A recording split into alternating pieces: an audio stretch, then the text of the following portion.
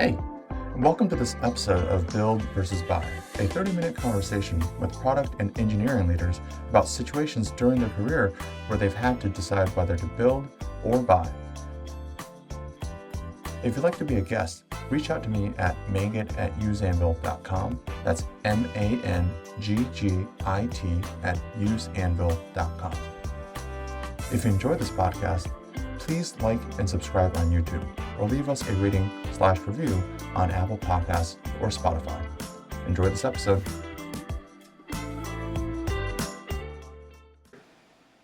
Hello and welcome back to another episode of Build vs. Buy podcast. I'm your host, Mangit Ng, co-founder and CEO at Anvil. We're a document SDK and the fastest way for you to build software for documents. And today I have Josh Lewis as a guest. He is the co-founder and CEO at Sensible. They are an OCR and document automation company, but I'm going to let Josh give an intro himself. Yeah, first of all, thanks, Mangit, for having me on. And yeah, we're a developer platform for document automation, and our customers use us to add awesome document automation features into their products or for internal tools that they're building, whether that's documents, emails, spreadsheets that they need to turn into structured data so that they can put that in a system of record or kick off some downstream workflow. That's what our customers are using us for. Awesome. And can you dive a little bit deeper into Sensible's technology? I know there's some pretty cool stuff underneath the hood, but if you want to just give a taste of how you guys do the kind of like document automation and data extraction, that'd be really nice. Yeah, what we've done is we've built a JSON-based domain-specific language for turning documents into structured data. And within that language, you have all these different primitives that let you describe how you want to pull data out of the documents. And so some of these primitives are layout-based. Hey, go look for this line of text and look to the right of it and give me the first currency value that you see.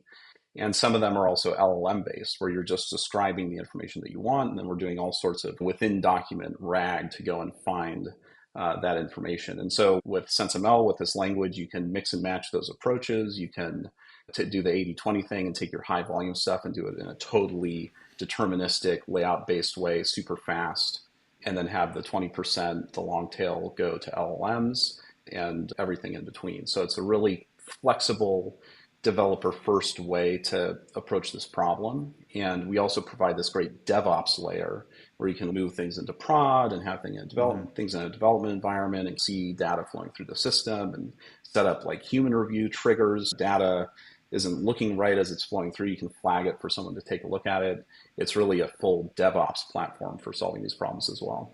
Interesting. That's pretty cool. So you effectively allow your customers to build this kind of data extraction, but they have all the tooling that is required to make it successful in production versus just a toy project where you run it against an API or something like that. Yeah. It's one thing to build, okay, I've built this document extraction to support a feature or something like that. But it's another thing to then ship that feature, and immediately you're asking yourself, like, hey, how is this going? Are people having a good experience with this? And so I think, yes, you need to do the core extraction to the specified schema and all this, but then you also need to do that DevOps piece if you really want to run a good system. There's always a difference between building code that works, writing code that works, and production-ready code. Yeah. Cool. Let's dive into the meat of today's conversation. I know this podcast is called the Build vs. Buy podcast, so would love for you to start by describing a time that you had to make a build versus buy decision, and maybe talk a little bit about the context you were making this decision in, the company, and what was the decision about. So I'll hand it over to you. Yeah, I think a place where I ran into a bunch of these kind of build versus buy, or how can we be efficient about getting things out to the door quickly, was my last role at Newfront, is a commercial insurance brokerage plus software startup. And I was the head of product there. I was also one of the early engineering team members. And the interesting thing about Newfront is that, okay, we are this commercial insurance brokerage, but we're thinking about running the operations of our business not as primarily a people problem, but more as a software problem. Like, how do we build the software that runs this business very efficiently and then have people support that? And so in the very early days, really early, like seed stage, one broker on the team time frame, it's a little bit of a chicken and egg problem, right? Because you need to get going immediately and be servicing your customers. But on the other hand, you want to do this in a software first way. So what we did at Newfront out the gate that I think worked reasonably well, there were challenges with this, is we started from not zero, but Mm-hmm. from a like extensive industry specific Salesforce customization. I think it was called Tech Canary, Mm-hmm. that basically made Salesforce your agency management system as a brokerage. And so what that meant is that we didn't have to invent our data model out the gate. We Yeah. could take a data model off the shelf. But then because it's Salesforce and very customizable, we could then start building on top of that Mm-hmm. and creating our own unique workflows and UIs with always the escape hatch of going direct to the Salesforce Mm-hmm. UI for our internal ops folks. And so if you go back to the very early days there, what we had on hand was that Salesforce instance. We had our own Postgres database, and we were building software on top of that to run the business. So hopefully this is not the build versus buy decision that you were talking about, but it sounds like at the very beginning it was a pretty obvious decision to effectively buy because you needed to serve customers and you needed some kind of agency management system in place to even be able to serve these customers. But yeah, this was like that baseline. How do we get started? Mm-hmm. And then, yeah, we then were presented with future build versus buy decisions to. But it was interesting that right out the gate, you had that Yeah. kind of like, how do we like get going, even though we know where we're going is a place of like building a Yeah. reasonable amount of kind of I guess the way that I put it is we knew that we didn't want to just buy a wholesale agency management system off the shelf that was not customizable. So Yeah. then where's the in between? And what we found was let's do this with a Salesforce Yeah, and for customization. those who might not be familiar with Salesforce, once you like peek underneath the hood, it is extremely customizable. There's a whole industry of Salesforce consultants that'll customize your Salesforce instance for you. So that seems to give you a lot of the flexibility out of the gate, but also there's like a pre-configured version of it for you to use initially, it sounds like. Yeah, it's basically a database with a UI slapped on top of it. Right, Cloud database with UI slapped on top of it is right. Salesforce in a nutshell, seen from one angle. Exactly. Cool. So maybe let's dive into a little bit more specifically the time where you had to make this decision, build versus buy. It sounds like there's a time later on when the company was off to the races, already working, generating revenue, that you guys had to make some of these decisions. Can you describe that moment in time? Yeah, so fast forward, let's say a year and a half, and Mm-hmm. now we've got dozens of brokers and dozens of account managers, easily hundreds, if not thousands of brokerage clients. And so you have a serious customer support challenge, right? Where you've got this is I gained a true appreciation for how much inbound email one organization can get, right? And the other thing is a lot of it has like emotional content, right? Like in the insurance Yeah. space, folks can be upset, they can be pissed off. Yeah. And so we're getting this huge volume of inbound emails. We've got a stressed out account management team. We need to handle situations where people are on the account management side are like going on vacation. We need to Mm-hmm. handle like gaps in coverage, even though in general, like each account manager had an assigned set of clients. And so we were really, there's a lot to deal with there. And the engineering team at Newfront, again, with this perspective of we are going to use software to solve these problems as opposed to just like BPOing through it or people powering through it Yeah. one way or another. We were looking at, hey, how do we bring order to this customer support challenge? Got it. Yeah, that's absolutely true. I feel like many of the times when people write in for customer support at an insurance agency, they're going through a significant amount of stress themselves. You're not Mm-hmm. filing a claim for something unless something has gone wrong, right? So probably Yeah. a pretty challenging situation to manage. Yeah. And even if it's not like filing a claim, it could just be like, hey, I need this cert now so that Right. I can go work on this job site or something like that. But yeah, so there is a lot of that kind of high pressure. And obviously the brokers within brokerage or the producers, as you might call them, they are extremely sensitive to the Mm-hmm. relationship and they are brokers will move between brokerages and Yeah. move their book of business. And so you want to keep your brokers or your producers happy And that just adds even more weight to the whole customer support angle. So you must have been getting, as an engineering member of the team, you must have been getting a lot of pressure from the operations business side to find a solution for this email headache, I guess, that you guys were feeling. So how did you go about thinking about it, thinking about the solution from as an engineer, as a early founder, not founder, but early employee, somebody who I find oftentimes, especially in the early days, the employees naturally have to be able to make trade-offs. So how did you think through that process and decide what to do?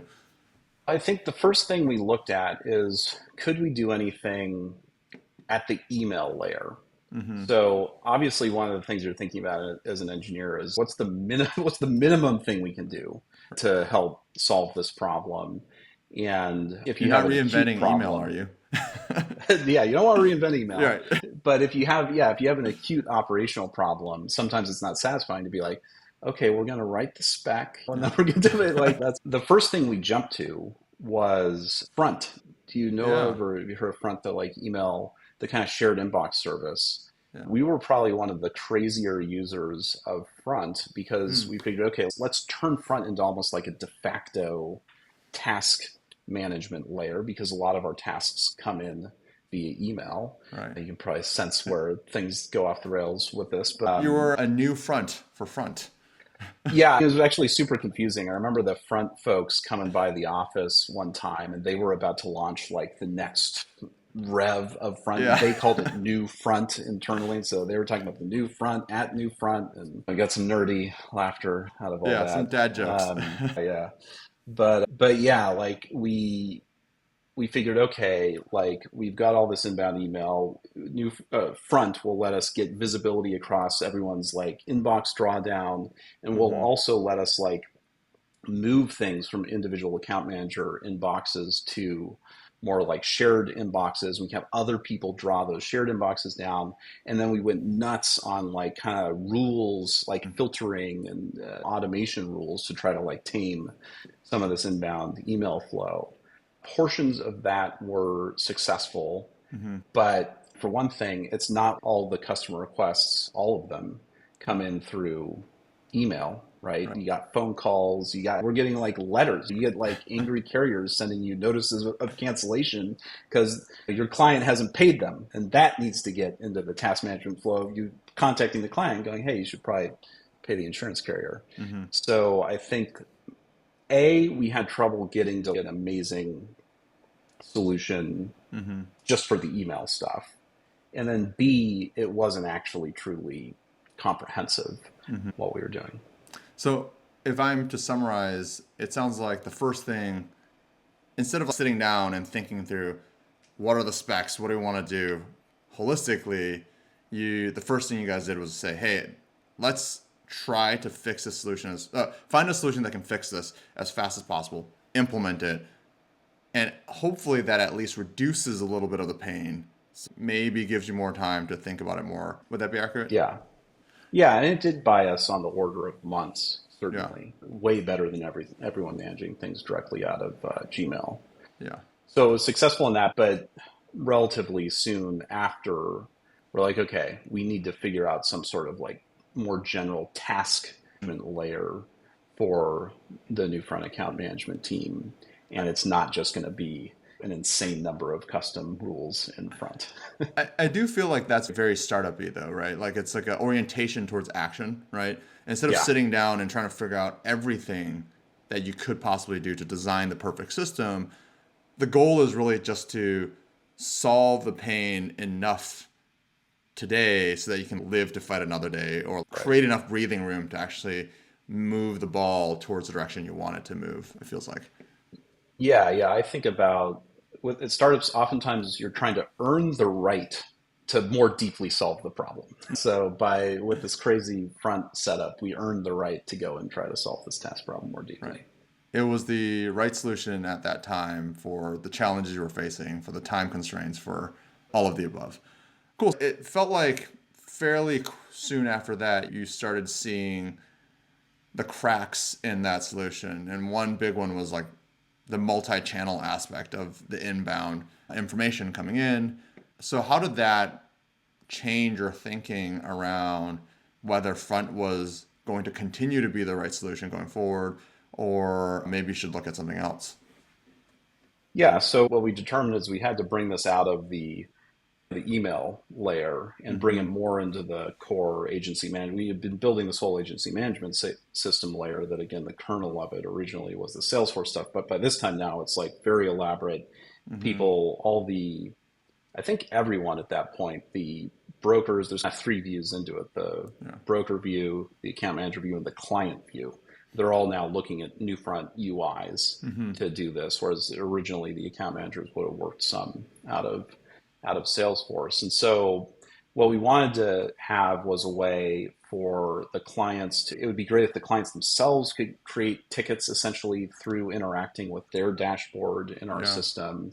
It would be great if they could have visibility on the status of what's going on. It would be, and similarly, the brokers. Sometimes the brokers want to know, hey, what's the status without having to ping the account manager. So that wasn't going to happen just with an email automation. That started to set up the requirements for what we were ultimately going to build or buy. I do want to maybe take a slight detour here because I feel like we're talking about email, we're talking about managing customer support, customer inbound requests, but we keep coming back to Salesforce. I've heard you say Salesforce maybe 20 times already in this interview, and Mm-hmm. I think it's a great thought exercise to explore, why so many companies start off either building on top of Salesforce or using Salesforce as like that infrastructure layer before they then either build their own or hire an entire dev team to build a completely customized version of Salesforce that's just theirs. But you seem to have a lot of experience working with Salesforce, and maybe we can just talk a little bit about the decisions there that Newfront made, or you think people in general make when they gravitate towards Salesforce as a first solution. Yeah, maybe have you expand on that. I think part of it is maybe to take it in a certain direction is if you're thinking of yourself as a software company as opposed to as an operations company, and this could be also that you're not an operating software company, but you're Hmm. a software company that's building software for other companies, like you're building vertical SaaS for other folks to consume, then I think a good thing to keep anchored on is, and this is from a build versus buy perspective, is like where do you want to invest your build? And typically I think what you want to do is you want to invest your build in the areas where you're directly creating unique value or you're differentiated or differentiating yourself as opposed to investing your limited build budget as a young software company on table stakes. If you're spending a bunch of time building table stakes, then you're not spending time building your differentiation or building your core value proposition. And yeah, like the Salesforce example with Newfront is a good example of that, where it's like our differentiator was not going to be to just have some base Yeah. agency management system AMS layer, right? It was the stuff that we were going to do on top of that. So why in the world would we start by figuring out a data model for an AMS or something like that, right? That'd be a tremendous waste of time where you're just not getting to that core value prop. But I see that in vertical SaaS as well, where let's say you're building vertical SaaS in a mature industry, and you and I are both deep in this document Yep. space. Guess what? A lot of these mature industries have big time document centric or document mediated workflows. And so if you're building that space, you're going to run into that stuff. And it's a really good example of non-core value prop stuff for you as a Hmm. vertical SaaS startup, right? You want to be doing the like workflow facilitation, the decision support, this kind of high order stuff, and not be worrying about how do I like collect data or get data out of documents or deal with this kind of like on the ground piece. That's why I think like Salesforce popped up at Newfront. That's why I think these kind of very much building block dev tools that deal with like gnarly stuff that as a developer you don't really want to deal with Yep. makes sense in the buy world is because you want to buy your way to table stakes. Hmm. Twilio obviously is another good example, or Stripe. These dev tools that let you just not worry about something that's going to be not differentiated about what you're Right. doing as a company. So you're spending all of your build effort at that differentiation core value layer.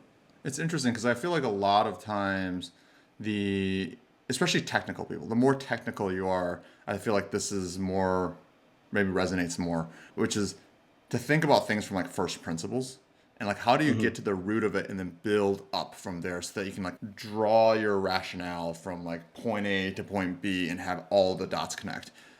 But the challenge is, especially when we're building a company or a product, it's really how do you jump to the front of the line so you can capture the green field in front of you instead of spending all of that time trying to catch up to where everybody is today. And in that sense, having a shittier product in the interim until you get to that future point. And like tying it back to something you said earlier, which is earning the right to fight another day or earning the right to actually Hmm. solve the problem at a deeper level.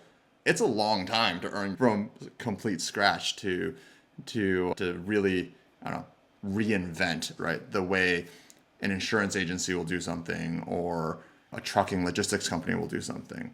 Yeah. It's a long way that you really just want to bypass as much as possible. Which is a great one in some ways, is you Yeah. see a problem and you want to think, hey, how would I go attack this problem, solve this Hmm. problem? It might be intellectually interesting.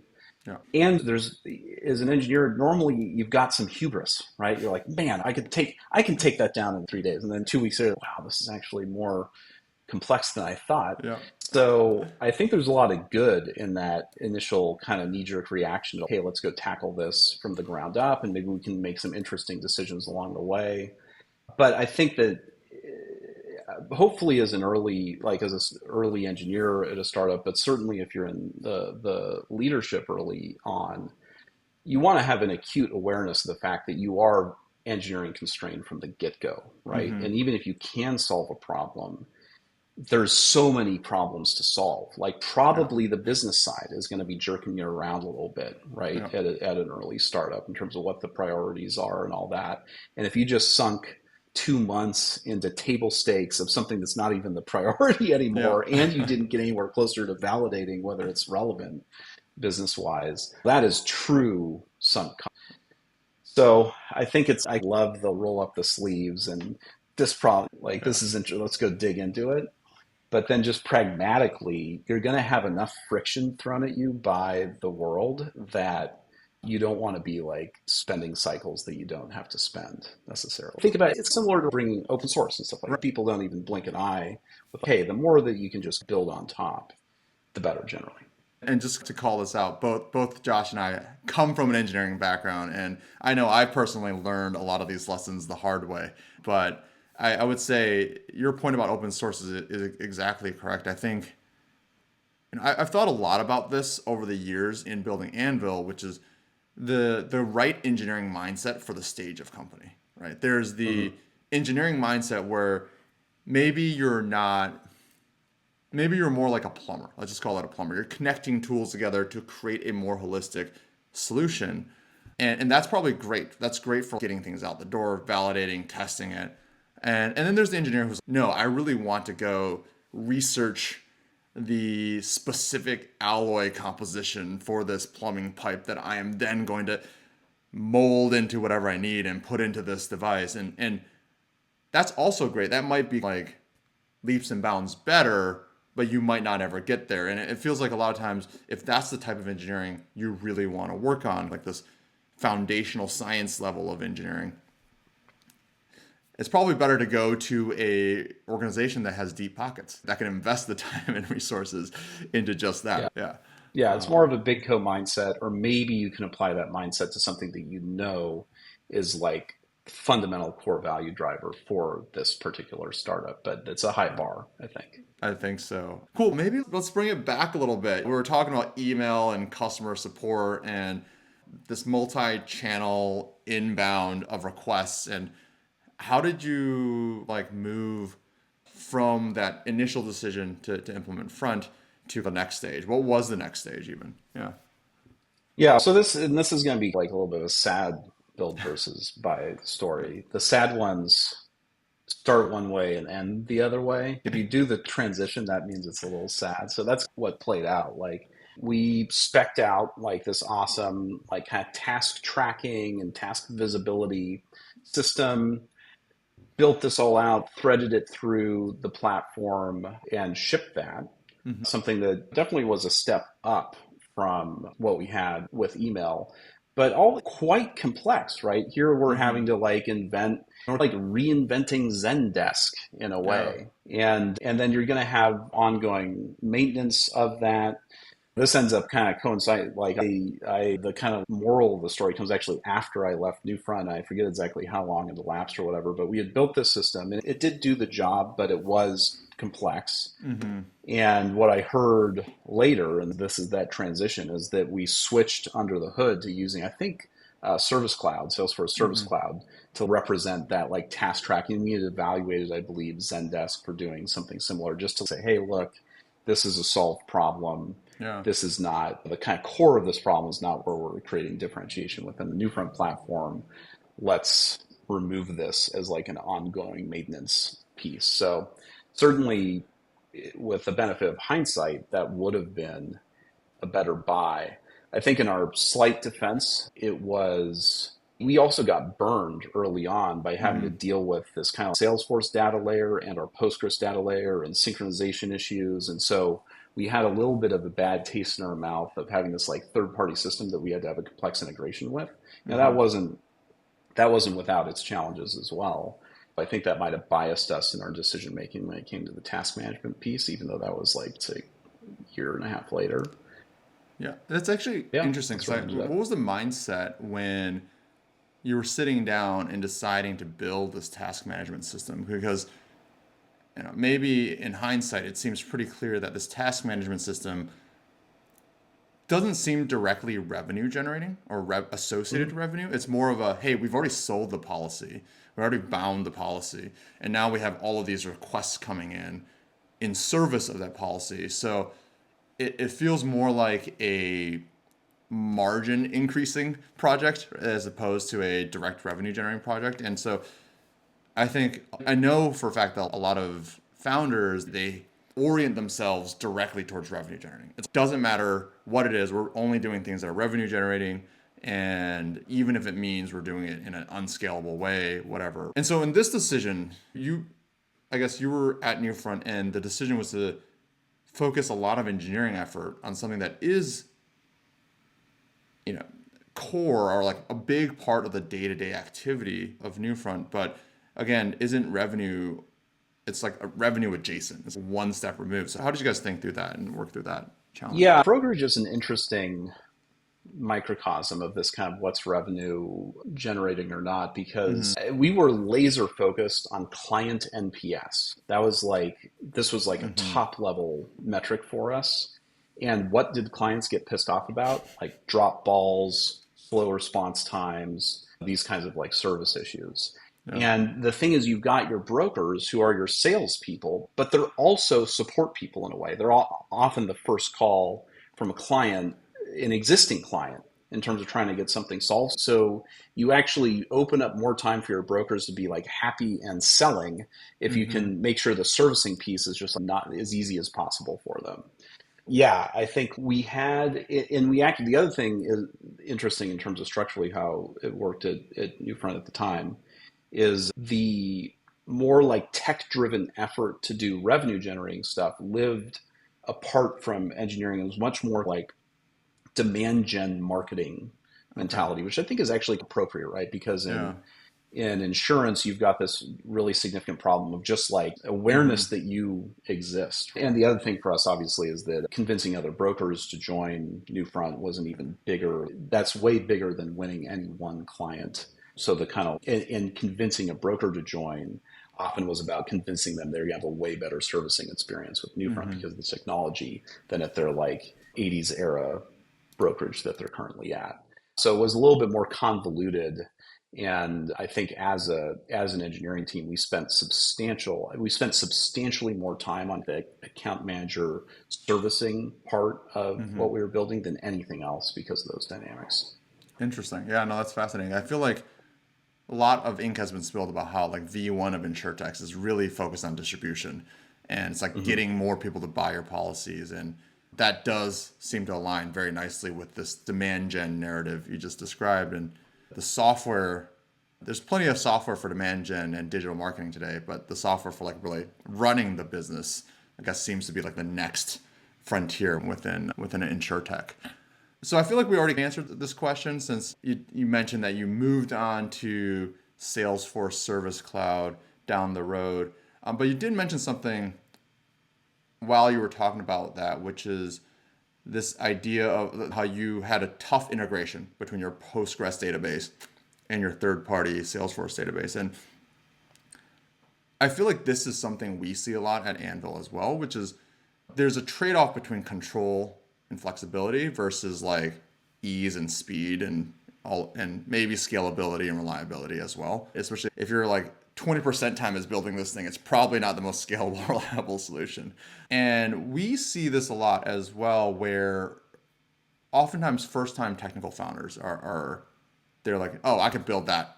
I'm just gonna go fork a library from GitHub and run it, and it's gonna work great. And for document generation, and then second time founders are like, I wouldn't touch that with a 10-foot pole, you know. Yeah.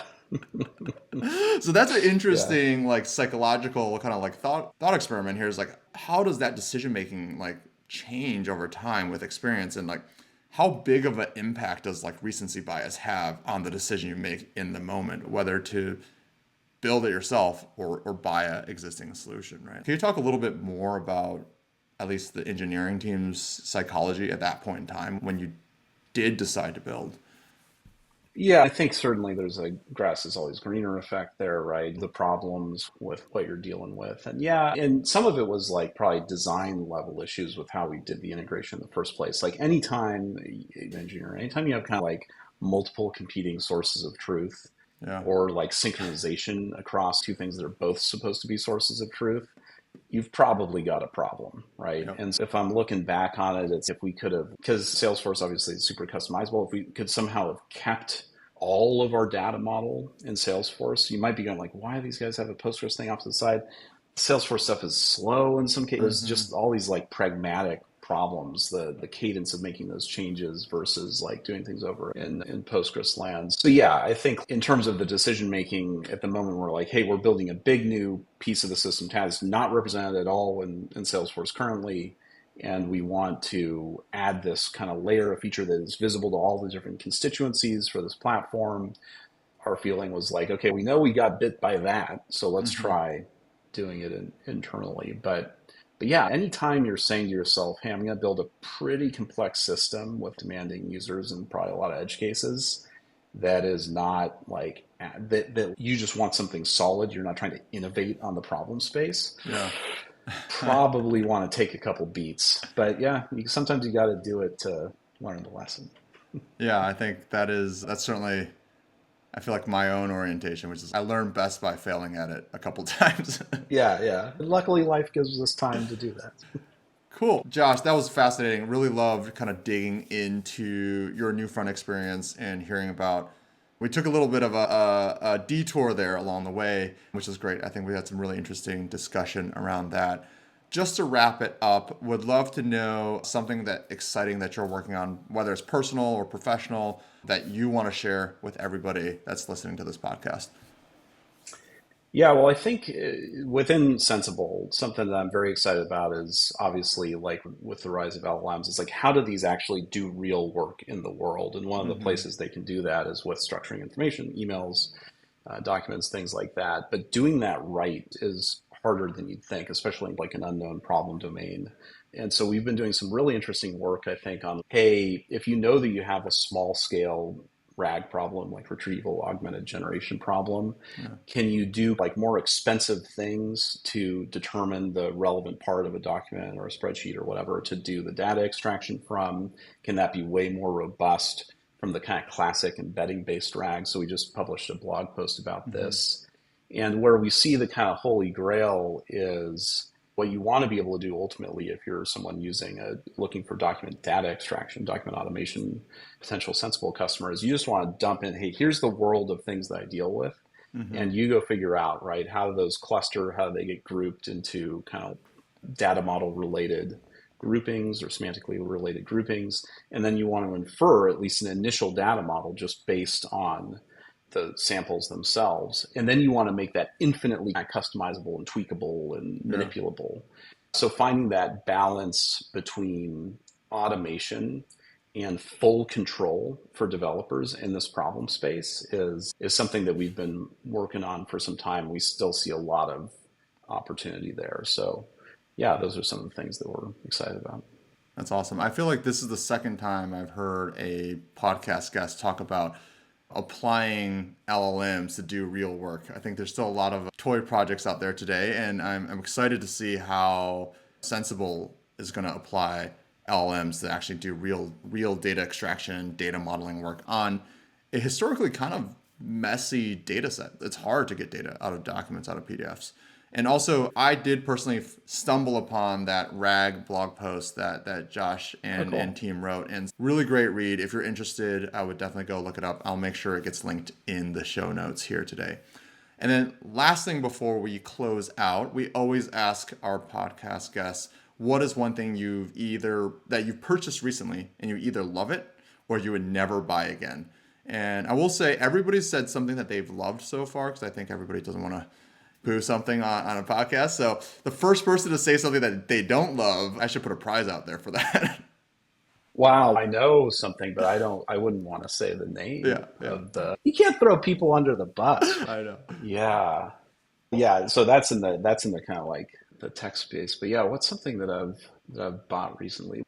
Here's a service that we use. This is a well-known service at this point, but one service that I've been very happy with at Sensible is Deal, DE. Like I've just been like, it basically has never done me wrong in dealing with a reasonable amount of like complex stuff. And so I would give them a shout out, and we'll talk offline about the regrets on the buying front, but I can't throw people under the bus. No, I totally understand. Deal. So that's like the remote hiring, kind of like employer of record, a record system, right? Is that correct? Yeah, they do. Like for us, it's what we've used it for is like international hiring and having contracts that are appropriate for the local legal regime. And we've been using them for, it's got to be 3 years now, or approaching 3 years, and I've been pretty happy with it. That's awesome. That's great to hear. For all of those listening, if you guys are looking for a employer of record for your remote hiring, Deal, recommended by Josh Lewis. So Hashtag cool. Not sponsored. Yeah, not sponsored. I should have got in touch with them ahead of time. Yeah. Yeah, we should reach out to them and see if they'll give us a referral link or something for this. Cool. Thank you, Josh. Really appreciate the conversation and spending the kind of 45 minutes today explaining your thought process and the design decisions you guys made at Newfront. Also loved hearing about Sensible and your SenseML and like how you guys work with documents to take data out of them and structure it. I think this is something that's obviously dear to our hearts at Anvil, and we view ourselves as like very complementary businesses. So thanks again for jumping on this podcast today, and hope to catch up again soon. Awesome. Yeah, thanks a bunch, Mangat, for having me on. Thank you for listening. If you found this show valuable, you can subscribe to the show on Apple Podcasts, Spotify, or here on YouTube. We'd love if you could leave us a rating and/or a review, as that helps others find this podcast. See you next time.